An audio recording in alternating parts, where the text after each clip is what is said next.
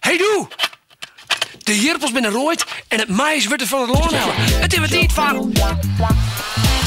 Check, check, check, check! Het stoeltje almachtig! Check, zoek en ontdek.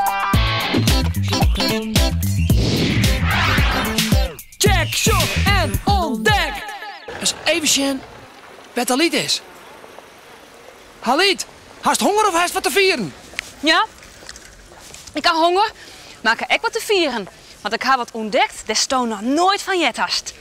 Je wist wat dit is, hè? Ja, een tompoes. En nou denkt vanzelfs dat hij neemt is naar de stripfiguur. Ja. Ja, en dat is net zo. De tompoes die vindt, misschien wel, zijn oorsprong hier in Fransje. En dat is een prachtig verhaal en het gaat hoe feest. Dus ja, ik dacht, dat moet ik bij deze week vertellen.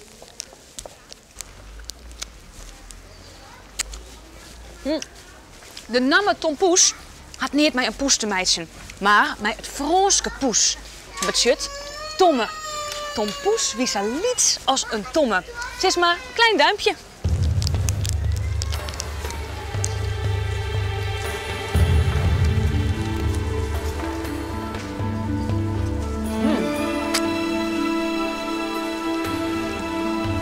Hier in Fransje werd in 1839 een mensje geboren.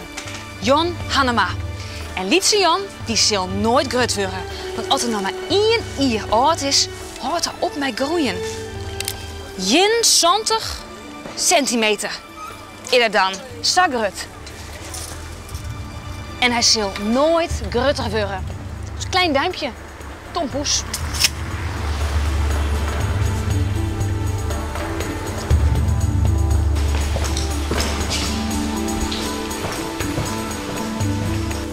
Stel die even voor, Reinoud. 174 ierlien. Zo'n iets mandje. Ja, wat mat die nou? Een soort uitkering zijn gehandicapte zwaar binnen er nog net. Dus ja, als Jon Hannema volwassen wordt, dan mat hij iets verzinnen om zijn hield mij te verzinnen. En dus, natuurlijk, hij wordt een kermisattractie. Hij loopt bij alle feesten in dorpen en stedendeel om op te treden. Ja, en dan niet als Jon Hannema vanzelfs. Dat klinkt nergens naar. Nee, hij treedt op onder de prachtige internationale artiestennaam Tom Poes. Admiraal Tom Poes.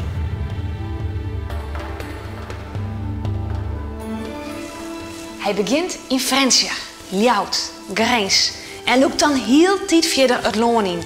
En daarna trok heel Europa. Elke nien is gek op Tom Poes. En samen met dat lietse kereltje optreden voor chique zelfskippen en zelfs voor koningen. Hij doet het, hij speelt toneel en hij wordt beschouwd als een wonder der natuur. Stjonkend riek en beroemd wordt er. En als het te oud is om op te treden, dan komt er als een echte heer te waaien in Burgum. Compleet met een pieplietse koets.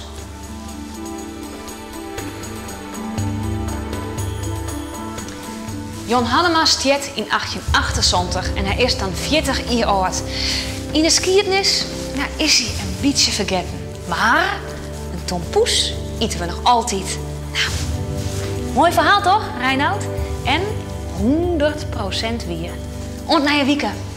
Pikke doei! Oké, Halit. En elke keer als ik nou een tompoes eet, dan zal ik aan hem denken. Houdo!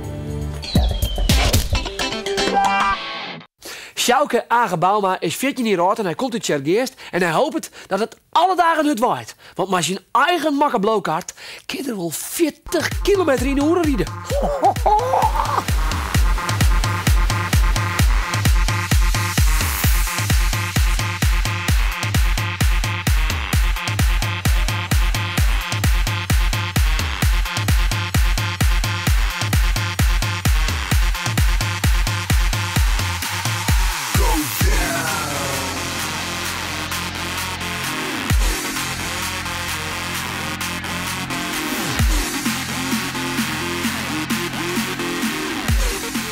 Het moet echt hard waaien. En nou ja, kerst de 40 waaien. Nou, dat moet wel waaien, door zijn helft. Oh, shit's about to go down.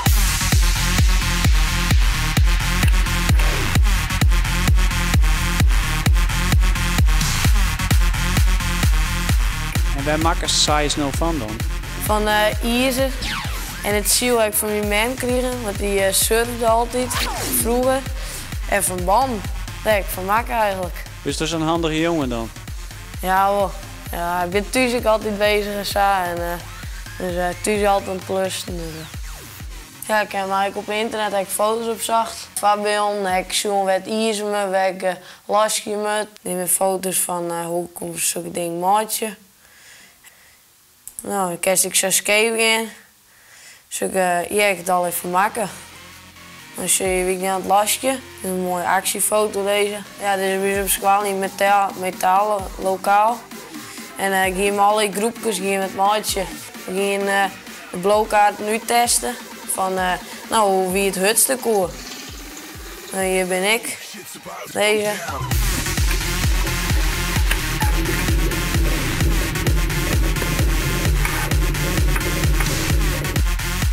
Maar is dit nou net gevaarlijk? Nou ja, eigenlijk wel een beetje. Als heel het wordt, dan kan je er omgaan. En of deze geek is wat signaal in, hoe het signaal krijgen. Maar eigenlijk valt het wel mee. Ik denk, er zit helemaal geen rem op. Maar het is eigenlijk nou, het ziel losgooien of het touw losgooien. En dan door de berm remt er wel al. Jammer, sta er gewoon je te wien wat lezen. Gelukkig wilde hij van Sjouke Agen wel even trouwen om hem een gonkje te jan.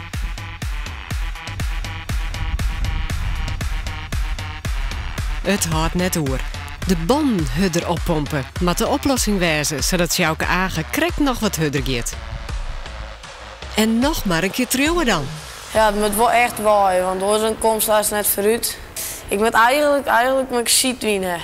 Dan kan ik heen en weg komen eigenlijk. Dus ja, dan kan ik... nou, dat me ook helemaal herinneren. Dat is ook net zo leuk eigenlijk. Lekker rieden, soms even. Ik doe het niet elke week. Ja. Ik doe het soms even. Mooi wat wiestriet, ook even. Nou ja, ik wil ook later wel kraammachinist worden. Dat lijkt me wel mooi. Ja. Dus dan mooi in de blokkaart elke morgen naar de kraan. Nee, dat denk ik net.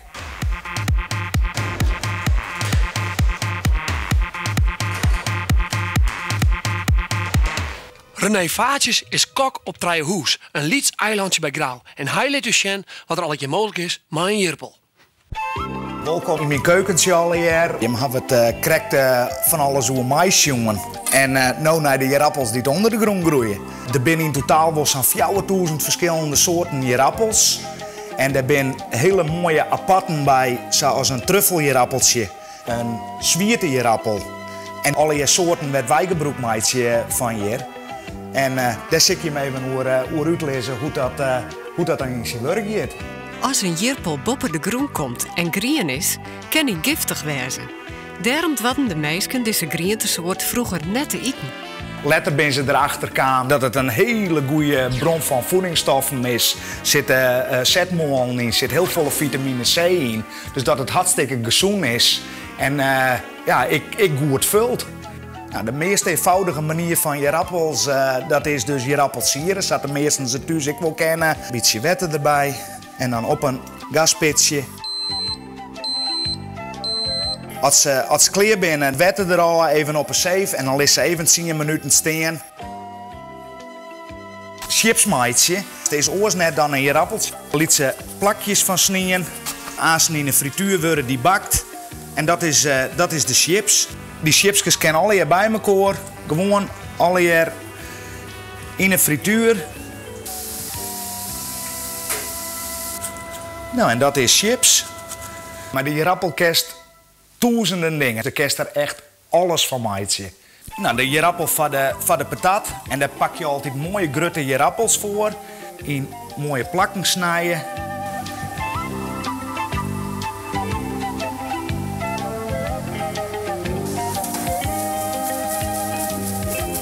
Even goed uitlekker laten op een papiertje. Dus patat, puree en dan kunnen die appeltjes die gaan in de puree knippen. Dit is droege jirappelpuree. Op zich net zo lekker. Dus als we dat nou ommaatje met een beetje molken en wat boter. En ik ben op smaakmaatje met peper en zout. Dus puree. Je appelpuree zat we hem krekt hier en als er een eiken terug in het dorst. Dan hebben we een spuitzak. En dan gaat deze puree die gaat in een spuitzak. En dan spuiten we daar mooie vormpjes van. Raspet cheese heen. En dan haast van een eenvoudige jerappel haast een wat luxer gerechtje maken. En dan zo'n 10 minuten in de oven. Dus de duchesse. Natuurlijk!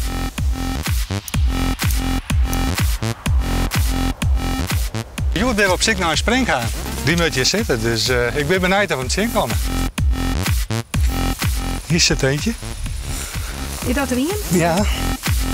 Alleen als ze kroepen wij in het gas en dan kan je net wegvinden. Ik heb weer een tikje, dus tik, tik, tik. Dan moet weer hier in de buurt wezen. Tik, tik, tik. Dat is de springhaan. Kan je het niet hebben? Want die springhaan, en zeker deze moerasspringhaan, die maakt een heel apart geluid. Dat is een soort tikje.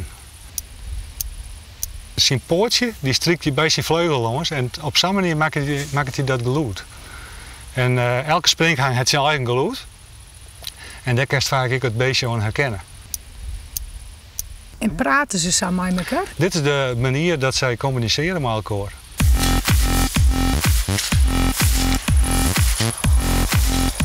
Kijk. Waarom scot je zo? Nou, dat wil ik me een beetje rustig krijgen. Ik weet niet dat het helpt, maar dat is gewoon voor mezelf het idee dat het helpt. In ieder geval, ik hoop dat hij een beetje rustig zitten wil. Super. Tik, zeg jij is dat? Tik, dat is single load. Tik, tik, tik.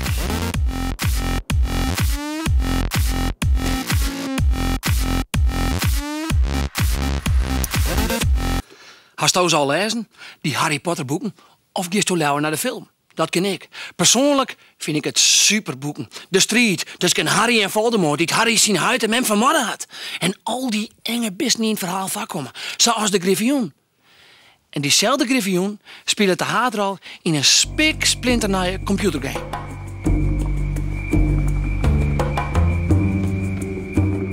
Mooi hè?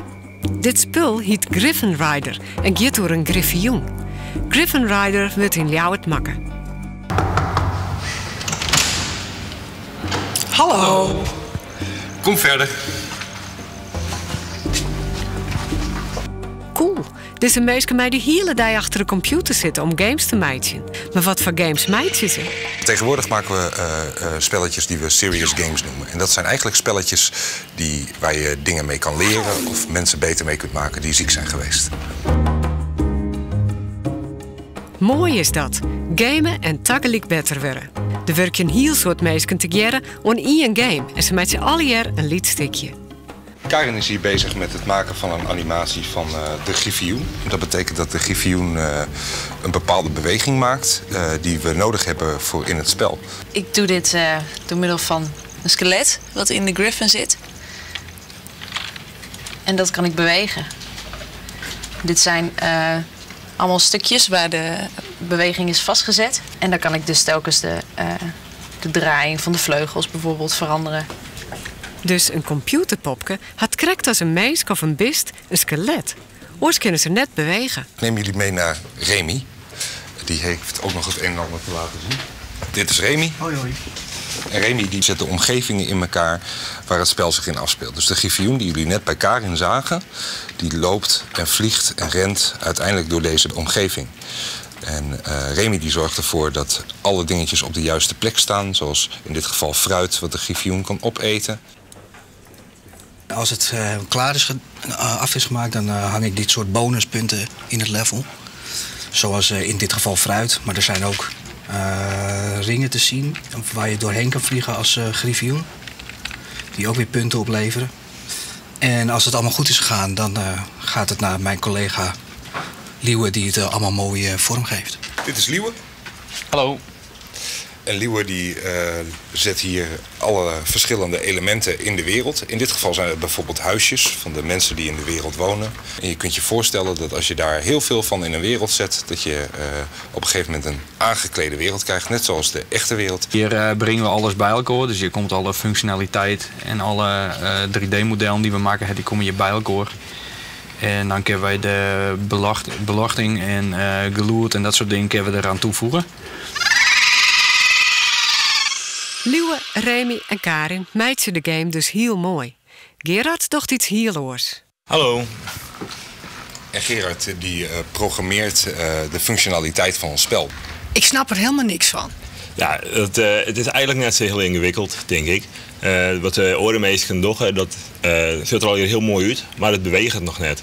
Dus het moet nog iets van. Dus als je mij dan moet bewegen of een toetsenbord verdoen, dan moet het gaan rennen of dan moet het op reageren. Of als het ergens afvalt, dan moet het echt naar beneden vallen. En dat docht Gerard toch alle je rekkensomkes in de game te stopjen. Ingewikkeld hier, maar wel mooi. Bart stuurt van de Xbox Kinect. Troch te bewegen stuurt hij de Griffioen. Dit spul is makker van band die bikkelijk zijn ongeluk hoorn. En we leren matten om te bewegen. Het gaat dus heel voorzichtig. Maar hoe kist je nou beter van worden? Ja, door alle bewegingen te doen, word je langzaam beter in het balanceren en je evenwicht houden. En dat is nog verbazingwekkend moeilijk op sommige stukjes hier. En dus band die dit net goed meer kennen, die leren dit zo? Ja. En is het leuk? Het is heel erg leuk. Beugelslaan. Jongens en famkes, kom er even bij, die poortjes! Hey! Dit is de Trije Dwarmskwallen Udredusem. Ze doen mij om My Schools Network en het is een internetsite dat squallen hoe die hele verhaal op zit. Echt, hoe die hele verhaal? Ja. En welke landen doen er om mij? Ecuador en... Friesland, China. China, ik? Ja. Ongelooflijk. En mag je dan Chinees praten? Nee. Alleen nog Fries en Engels. Alleen nog Fries en Engels? Ja. Dus ook kies ik wel Engels typen? Ja. En liep het een beetje op Facebook? Ja. En kun je thuis inloggen? Ja. Oh, dat is toch wel mooi. En dan kun je gewoon met iemand praten uit Ecuador? Ja. Ongelooflijk. En wat zei ze dan al een keer? Nou, hoe gaat het? En is het leuk op school en zo? Oké. Nou, ik vind het heel bijzonder. Hey jongens en famkes, toch die boetenloze band de groeten voor mij. Want het is alweer zo vier. We zijn alweer aan het einde van ons programma. En bedenk dat de domste boer soms de dikste jippels heeft. De dikste jippels had. Dit weekend even deze weekend. Ontoren weekend, dan check ik je weer. Houdo! Houdo! Houdo!